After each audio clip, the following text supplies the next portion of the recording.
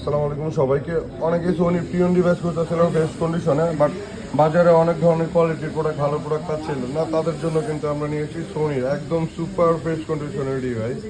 আর model wise যদি আমি বলি একটা একটা করে, এটা হলো আপনার সোনি এক্সপিরিয়া 10 Mark 4। এগুলো এটা সবগুলো কালার আমাদের কাছে থাকবে। এই যে দেখেন, ব্ল্যাক কালার থেকে শুরু করে সবগুলো।